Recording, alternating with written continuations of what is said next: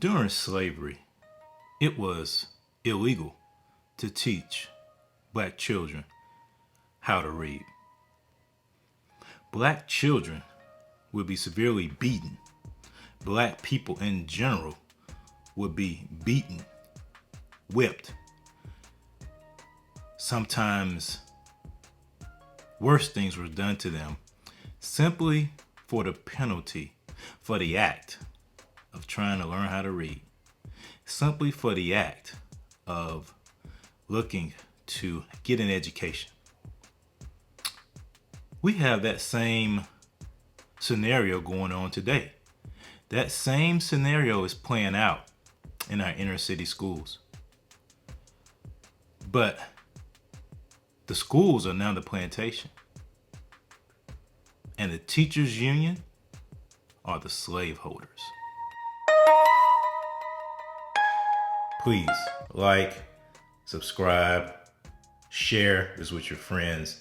This helps to get the content out and to make our voice known so we can be active in this culture, in the community, not just related to government, but to impact this culture and fulfill our mission to educate, motivate, and activate. They are endorsing things such as critical race theory. They are endorsing things such as the 1619 Project. The idea that because of your black skin, my black skin, children that look like me are unable to learn, and the standards are too hard and too high for them. So therefore we have to dumb them down. We have to bring everybody on this equal footing, so to speak. We have to teach the children that they are oppressed. We have to teach them that they're not smart enough to achieve because they're oppressed. The system is set up against them. They have no way to make it out. To feel shame for looking the way that they're looking. And for the white students to place blame and guilt upon them for nothing they did, something out of their control. So we are doing the same type of things to our children in the inner city that were done to black children during slavery. They're coming out of these schools not knowing how to read and write. They're coming out of these schools failing because the schools are failing. It's failing our children. But nevertheless, the teachers union, public school, gets so much money each and every year from the federal government to continue this indoctrination, to continue this failure.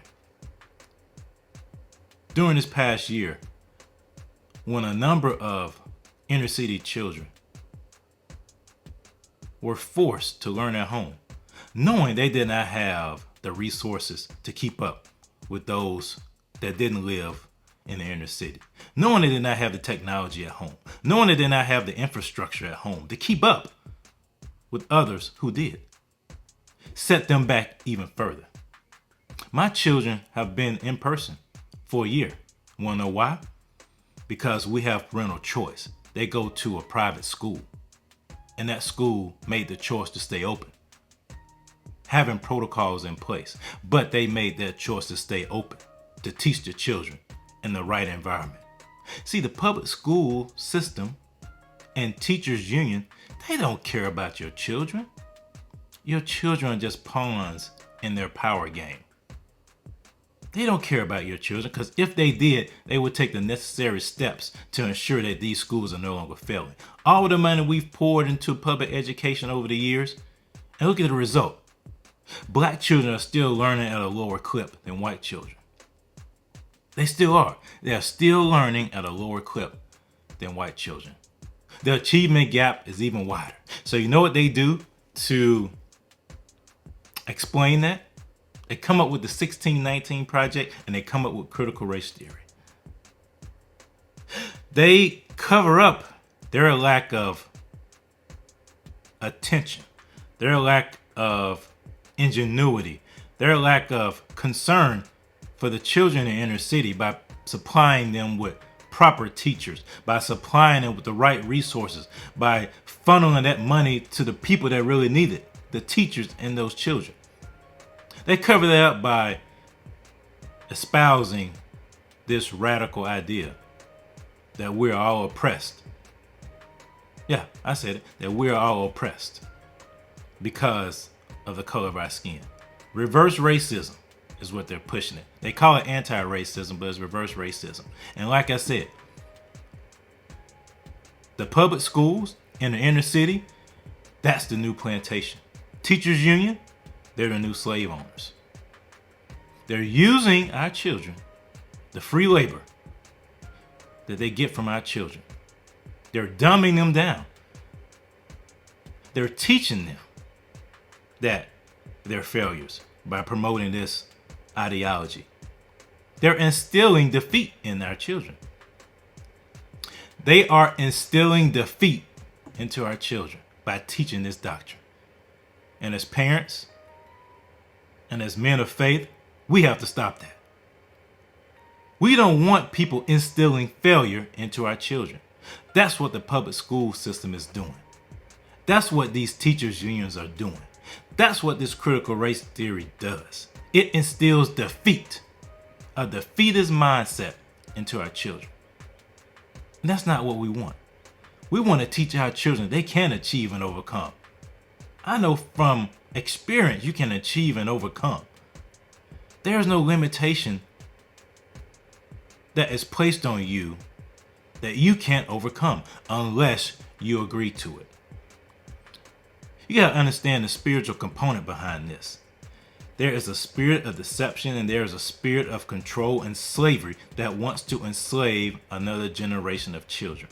And if you buy into this, defeatist mentality, if you buy into this thought process, you are making an agreement with the devil. You are agreeing to your own defeat. We need to change this. We need to advocate for parental choice. Parents, advocate for the ability to choose where your son or daughter wants to go to school. And while we acknowledge that racism is real, it's a spirit of racism is real. We acknowledge that. We acknowledge the history of America. We acknowledge those things. But we do it in an informative way, not to indoctrinate. We do it to inform, not indoctrinate. I will never instill defeat into my children. I instill greatness in them. I instill the ability to overcome in them. I instill resiliency in them. That's what we have to do. We have to instill that resiliency into our children, to tell them, no matter what the odds, they can overcome it. They have greatness inside of them. They can overcome any odds. That they are smart enough to achieve. That they're not limited based upon the color of their skin. There's no limitation to what they can achieve. We have to teach that. We have to remind them of that. And unfortunately, we probably have to remind ourselves of that. I'm here to remind you. You're not a victim. Don't buy into the defeatist mentality.